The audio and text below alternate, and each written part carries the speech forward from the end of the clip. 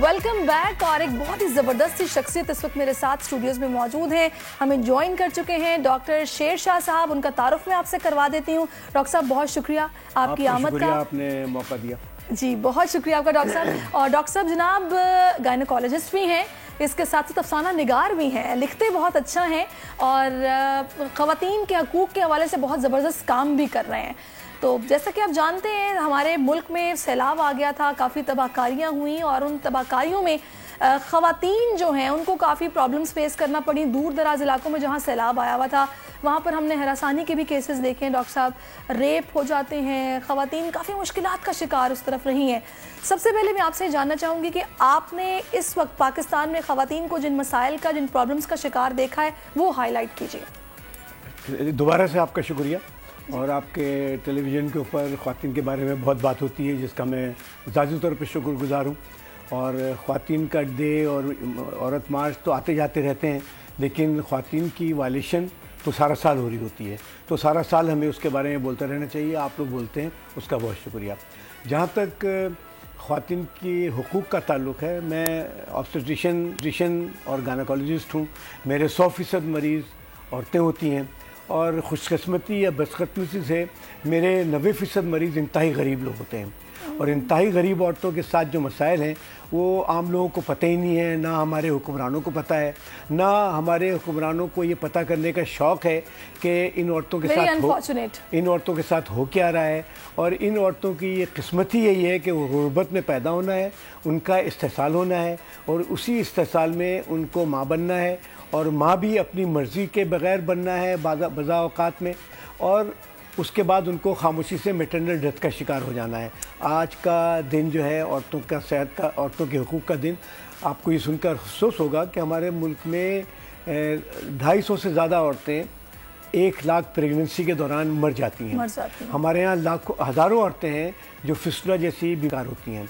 और एक औरत जब मरती है तो 15 औरतें ऐसी होती हैं, एक औरत तो मर जाती है तो मर गई, लेकिन 15 औरतें ऐसी होती हैं जो ऐसी पेचीदगियों का शिकार हो जाती हैं जिसके बाद उनकी ज़िंदगी दोभर हो जाती है। और अनफॉर्चुनेटली ये 99% ये औरतें गरीब औरतें होती हैं। अच्छा, अब ये तो सेहत का ताल्लुक है। रोकूंगी, मुझे ये चीज़ इतनी अच्छी लग रही है डॉक्टर साहब के नाज़रीन, हमने सुना है कि ख़वातीन ही बात करती हैं अपने हकूक़ को लेकर, मर्दों को तनकीद का निशाना बनाया जाता है कि वो हकूक़ ख़वातीन को नहीं दे रहे या माशरे में उनकी वो इज़्ज़त नहीं है जो मर्द को करवानी चाहिए या करनी चाहिए। तो ये हमारे सामने मर्द बैठे हैं जो कि ख़वातीन के हकूक़ की बात करने हैं, और ये बिल्कुल गलत बात है कि मर्द औरतों के हकूक़ की बात नहीं करते, हमारे सामने बैठे हैं। लेकिन एक बात और आपको मैं वादा करते चलूँ, औरत का जो हुकूक़ है ये औरत और मर्द का मसला ही नहीं है। औरत के हुकूक़ को पामाल इसलिए किया जाता है। देखिए, हमारे एक बहुत बड़े गायनोकोलॉजिस्ट थे मिस्र के, उनकी डेथ हो गई है, फहद नाम था उनका, फतेह मोहम्मद नाम था उनका। उन्होंने एक बात ये कही कि हमको पता है कि औरतें हमल के दौरान मर जाती हैं, और हमको ये भी पता है कि औरतें हमल की वजह से पेचीदगियों का शिकार होती हैं, और हमको ये भी पता है कि इनका इलाज मुमकिन है। लेकिन मुसीबत यह है कि समाज ये इलाज करना नहीं चाहता है। और समाज ये इलाज क्यों नहीं करना चाहता है? क्योंकि समाज औरतों को अहमियत नहीं देता है। जिस दिन समाज, और समाज से मतलब है अवाम और हुकूमत, जिस दिन हुकूमत ये समझती है कि कल से औरतें नहीं मरेंगी, औरतें नहीं मरेंगी, क्योंकि हुकूमत ये जब ये समझती है कि एटम बम बनाना है तो सालों में एटम बम बना लेती है। हुकूमत ये समझती है कि आप बिल्कुल ये कह रहे हैं कि अगर जो रियासत है वो ख़वातीन को उनके हकूक़ देना चाहे तो वो दे सकती है, लेकिन संजीदगी से वो काम इस पर करने को तैयार नहीं है, अमल दरामद करवाने को तैयार नहीं है। मैं डॉक्टर साहब आपसे ये पूछना चाहूँगी कि आप माशाल्लाह से ख़वातीन के हकूक़ के लिए काम भी कर रहे हैं, आप एक्टिविस्ट हैं, ये काम आपने कब शुरू किया, आप अब तक क्या आपकी अचीवमेंट्स हैं, हमारे नाज़रीन को बताइए। अचीवमेंट तो हमारे मरने के बाद ही पता चलेगा कि क्या अचीवमेंट है, लेकिन बुनियादी बातें छोटी सी हैं। बेसिक बात यह है कि हमने यहाँ पर एक बहुत बड़ा औरतों का अस्पताल खोला हुआ है, कोई गोट वुमेन हॉस्पिटल लांडी में है, और उसके साथ हमारे 9 सेंटर हैं पूरे पाकिस्तान में। और हम लोग औरतों में एक बीमारी होती है, ख़ासकर गरीब तरीन औरतों में, जब इनका बच्चा पैदा होता है, बच्चा मर जाता है, फंसा रहता है, 3 दिन 4 दिन के बाद पैदा होता है, और मरे हुए बच्चे के बाद औरत का पेशाब खारिज होना शुरू हो जाता है, जिसमें कोई कंट्रोल नहीं होता है, जिसको हम फिस्टुला कहते हैं। ये गरीब औरतें होती हैं, ये किसी बड़े अस्पताल में जाके इलाज नहीं करा सकती हैं। इसके इलाज की कीमत 1.5 लाख, 2 लाख, 2.5 लाख होती है। ये हमारे सारे सेंटर में बिल्कुल मुफ्त में होता है। جو ہمارے پاس افغانستان سے لے کر کے پاکستان کے دور دراز علاقوں سے عورتیں آتی ہیں، ہم ان کو کرایہ بھی دیتے ہیں، ان کا علاج بھی کرتے ہیں. اس میں ہمیں یہ United nations fund for population وہ ہماری مدد کرتے ہیں، اس میں ہمارے فسٹولا فاؤنڈیشن والے مدد کرتے ہیں. دوسری بات یہ کہ جینڈر بیس وائلنس یہ ایک بہت بڑا ایشو ہے. اس پہ ہم نے United nations fund for population کو بہت بولا ہے، اور اس کی واضح مثال یہ ہے کہ ابھی جب یہ آیا آپ کا سیلاب، اور سیلاب کے ساتھ اگر ہمارے انٹیریئر سندھ میں آپ چلے جائیں تو بندوں کے ساتھ بے شمار فیملیز پڑی رہیں.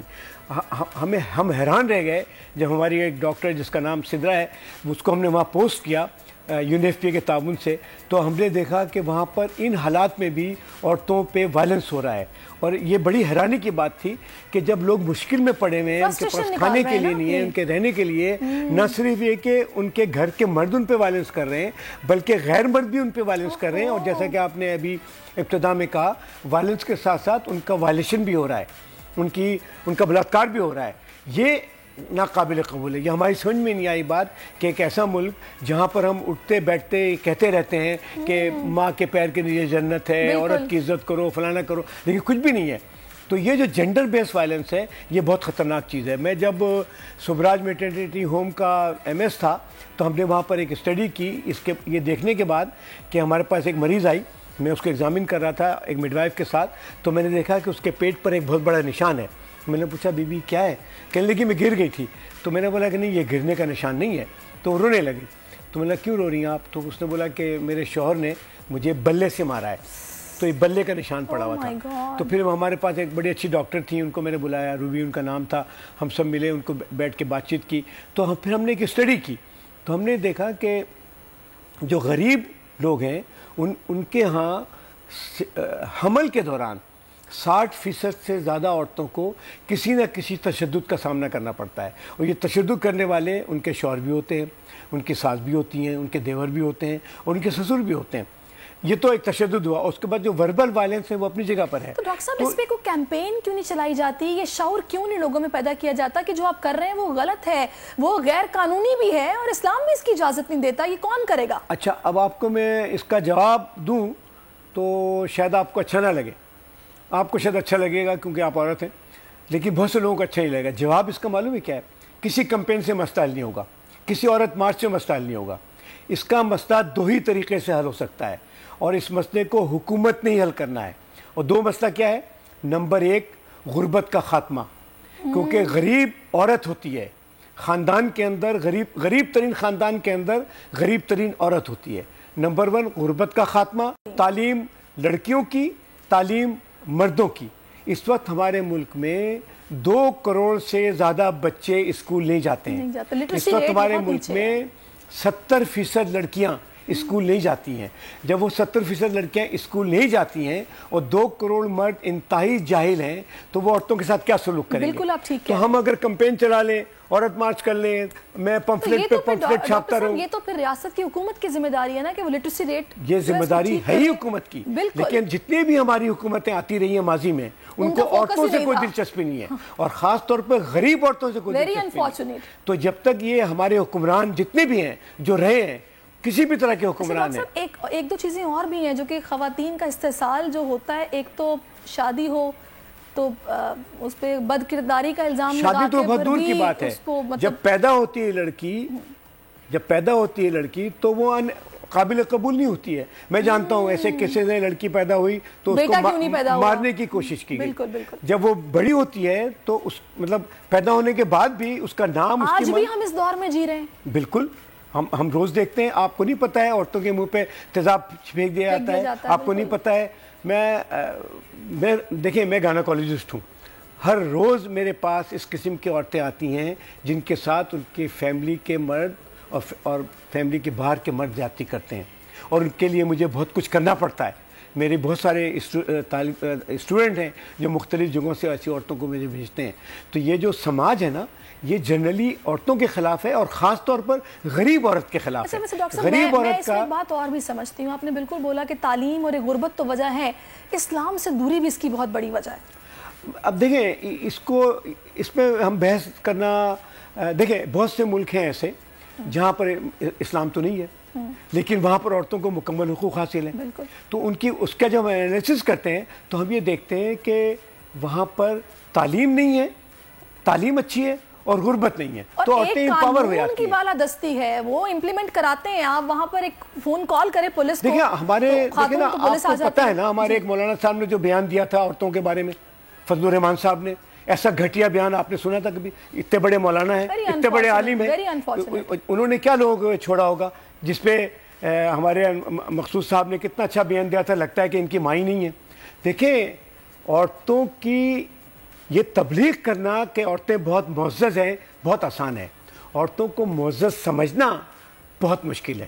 اور خاص طور پر غریب عورت کو دیکھیں, جو غریب عورتیں مختلف جگہوں پہ کام کر رہی ہوتی ہیں ان کا کس طرح سے استحصال ہوتا ہے, آپ کو پتہ ہی نا, ہوتا ہے کہ نہیں ہوتا ہے. تو یہ غریب عورتیں سب سے زیادہ مشکل کا شکار ہوتی ہیں. بالکل, اور میں اس طرح سے بھی استحصال ہوتا ہے کہ عورت کی صحت کو بالکل مد نظر نہیں رکھا جاتا, اور اگر بیٹیاں ہو رہی ہیں, بیٹا نہیں ہے, تو بچے اتنے زیادہ بس وہ پیدا کر رہی ہیں ہر سال, نہیں پتا کہ اس کا ہیموگلوبن لیول کیا ہے. آپ ہمارے اسپتال آ جائیں, یہاں سے 20 منٹ کی ڈرائیو ہے, 700-800 عورتیں باہر کھڑی بھی ہوں گی, آپ ان کا ہیموگلوبن چیک کرنا شروع کر دیں. 25% عورتیں ایسی ہوں گی جن کا ہیموگلوبن 8 اور 7 سے نیچے ہے.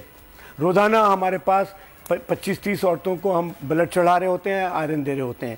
یہ وہ عورتیں ہیں بیچاری جو کہ انتہائی غریب ہیں, جو حقوق کی متلاشی ہیں, جو عزت کی متلاشی ہیں, کہ ان کو رسپیکٹ دی جائے اور ان کے حقوق جو ہیں وہ پورے ادا کیے جائیں. ڈاکٹر صاحب آپ میرے ساتھ رہیے گا, بڑی سیر حاصل گفتگو آپ کے ساتھ ہو رہی ہے کہ وہ حقائق ہیں, ہوش ربا حقائق, جن سے آپ ناظرین کو آگاہ کر رہے ہیں, جو ہماری سوسائٹی میں اب بھی موجود ہیں, اور ان پر کام ہونا بہت ضروری ہے. ارباب اختیار کو آنکھیں کھولنا پڑیں گی. ڈاکٹر صاحب یہ سی سیکشن کیوں یہ ڈاکٹرز کوشش کرتے ہیں کہ سی سیکشن ہی کرنا پڑے؟ میں آپ کے اس پر ریمارکس چاہوں گی. اچھا, آپ نے بہت اچھا سوال کیا ہے, اور یہ تھوڑا سا غلط ہوگا کہنا کہ کوشش ہی کرتے ہیں, لیکن ضرور سیکشن کرتے ہیں. میں اس طرح سے بتانا چاہوں گا. دیکھیں, میں تو اب اس کو لوور سیگمنٹ سیکشن کہتے ہی نہیں ہوں, میں اس کو کہتا ہوں کہ ایب نارمل ایبڈومنل ڈیلیوری, ایک غیر معمولی ایبڈومنل ڈیلیوری ہے جو کہ نہیں ہونی چاہیے. میرا خیال یہ ہے کہ ہمارے ملک میں سیزرین سیکشن ریٹ بہت تیزی سے بڑھ گیا ہے, اور اس کی بنیادی ذمہ داری ڈاکٹروں پر, ہمارے جیسے سینئر ڈاکٹرز پر جو نیچے ٹرین کرتے ہیں, ان پر ذمہ داری بنتی ہے. اور اس کی ذمہ داری اس لیے بنتی ہے کہ ہمارے ملک میں مڈ وائف نہیں موجود ہے, مڈ وائف کی ٹریننگ نہیں ہوتی ہے. ہر ملک میں, ہمارے ملک میں 85,000 دیہات ہیں, ہمارے ملک میں کم از کم 3 لاکھ مڈ وائف ہونی چاہیے, اور ہماری 90% عورتوں کو مڈ وائف کو دیکھنا چاہیے. مڈ وائف اگر ایک عورت کا خیال کرتی ہے تو نارمل ڈیلیوری کراتی ہے, کیونکہ مڈ وائف کا کوئی انٹرسٹ نہیں ہوتا ہے اس میں کہ وہ جلدی ہو جائے. نمبر 2, مڈ وائف کو کوئی اور کام نہیں ہوتے ہیں. جو ہمارے گائنیکولوجسٹ ہیں, ان کی جو زیادہ سیکشن کر رہے ہیں, ان پہ میں ذمہ داری ڈالتا ہوں. فائنلی آپ کیا میسج کیا دیں گے اس طرح کی خواتین؟ میرا میسج یہ ہے کہ جب کسی لڑکی سے کہا جائے کہ آپ کا سیکشن ہوگا تو اس کو 2-3 اوپینین لینا چاہیے. اس کو ڈاکٹر سے پوچھنا چاہیے کہ آپ یہ سیکشن کیوں کر رہی ہیں, اور اس کی کوئی واضح وجہ ہونا چاہیے. میرے خیال میں کسی بھی سماج میں 20% سے زیادہ عورتوں کا سیکشن نہیں ہونا چاہیے.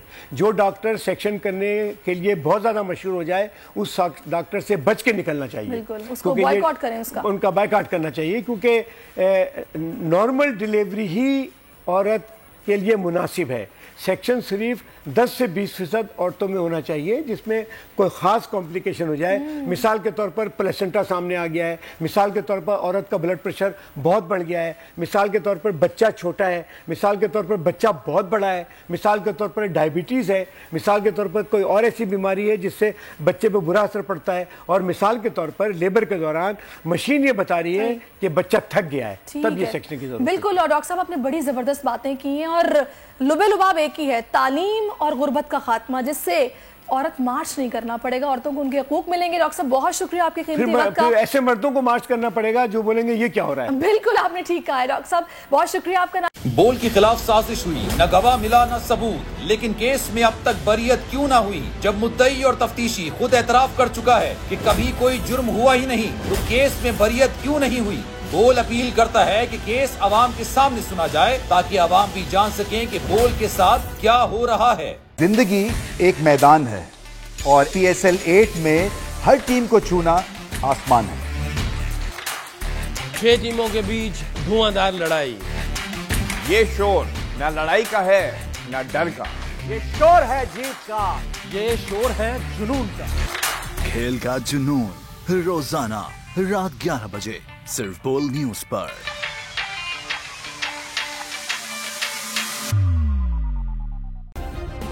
سبسکرائب کریں اور بیل دبائیں تاکہ کوئی خبر رہ نہ جائے.